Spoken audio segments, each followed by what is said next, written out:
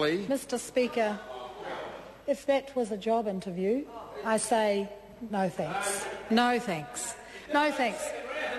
In fact, he is. Well, he's quite a nice guy, I suppose. But Mr. Speaker, I stand here as the Minister of Education in a government that is serious about raising student achievement. We are serious about making sure that our children leave school with the skills that they need in this modern 21st century.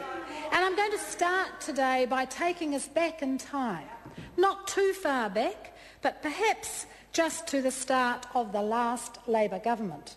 Around that time, there was a piece of research that the previous national government commissioned.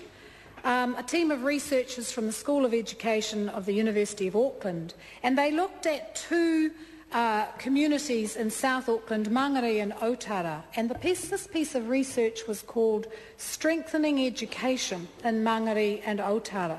And they were looking to see how they could intervene, what sort of interventions would be needed in schools to lift achievement for particularly Māori and Pacifica children, but children who were living in a pretty low socioeconomic environment. Now, I've just referred to the third report. So there were three reports out of this research, and the third and final report, published in 2004, so in the time of a Labor government, looked at three things: school governance, reporting to parents, and perceptions of Pacifica student achievement. And I just want to pay some particular attention to the conclusions that they came to in reporting to parents. They say in this executive summary, the development of a partnership between schools and their communities formed a central tenet of the reforms of education administration. That's tomorrow's schools. And the partnership was supposed to be based on the free flow of information between schools and their communities. And in this study, they described and explained the reporting practices of those schools in Mangere and Otara. And they sought to answer the research questions: to what extent did the reporting practices involve parents and whānau as educational partners of the school? Doesn't this have a ring to it, of familiarity? What difficulties were experienced by school personnel and parents whānau when changing their reporting practices in the directions required by the new regulations?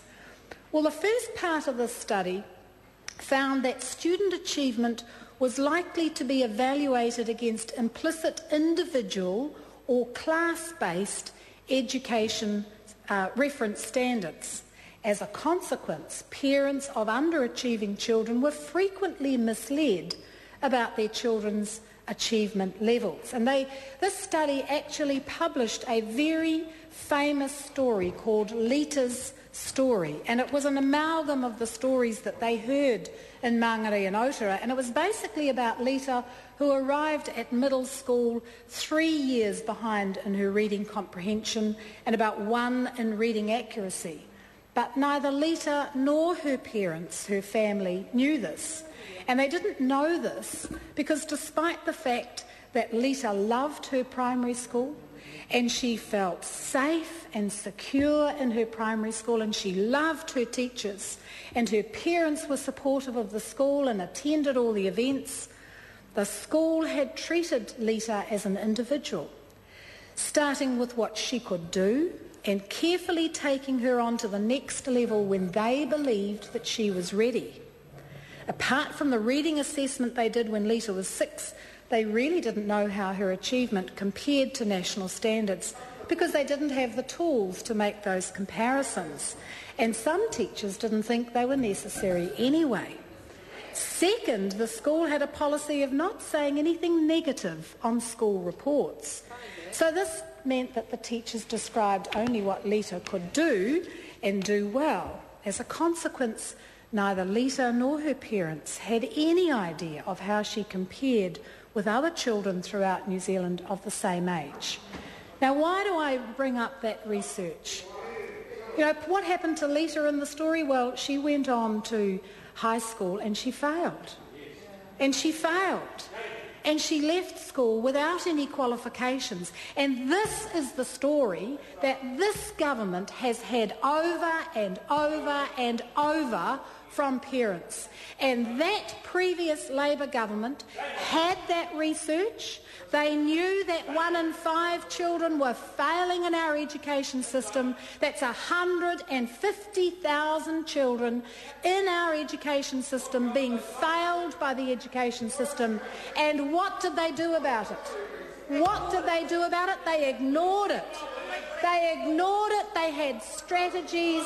They had initiatives that piled up on teachers' and principals' desks that did not address these key issues that the research showed kids needed. Not what teachers needed, but what kids needed. And what do those kids need? They need honesty. They need their parents to know what they're doing well, what they're not doing well in, and how their parents and their teachers are going to change the experience for those kids in the education system. That's what the research showed they needed. And did that Labor government give it to them? No. For 9 years they sat on research like that and then have the gall to stand up when this government says, we have talked about this tale of underachievement for too many years. Too many parents have said to us, we wanted to know, if we'd known our children were behind, we would have taken some action, we would have given them some help. There are too many leeters who have left school without the qualifications that they need, that are now on the dole without any qualifications and without hope of getting employment. This government said, we're not going to stand for that anymore. We're going to have national standards that are aligned through to NCEA level 2, and we will have that as a goal for every single child in New Zealand. You see, they keep talking about the teachers. This is about the children. Focus on the children. The education system is there for the children. And 50% of Māori children leave New Zealand schools without NCEA level 2. 50%. That's half of them. And it happened under your watch, sitting over there shaking your head. It happened under that government's watch. And this government has said it's not going to have it. It's not going to have it. Children deserve more. Students deserve better. And this government has implemented national standards that mean that children will learn to read and write and do maths. And we've done more, and we've done more than that. We are saying we do know that the teachers are the ones who need to deliver this education. And so we are redesigning, and the announcements we made yesterday around redesigning the support that will go into schools, they're redesigning the professional development that will go into schools so that that professional development is targeted and there will be new interventions. So some of the things the sector have said is, reading recovery does well for kids in years 1 and 2. What happens after that? What happens? There's no reading recovery for year 3. So let's put some help into those children as they go into years 3 and 4. We know in maths that there are 5 different points where children have to learn some basics, otherwise they can't progress. Let's put some resources into that. So we have all the excuses. We have all the excuses from the previous government sitting opposite about why they didn't do things, why they didn't focus on the fundamental skills for children like Lita, that is reading, writing and doing maths. Because they can't do science if they can't read.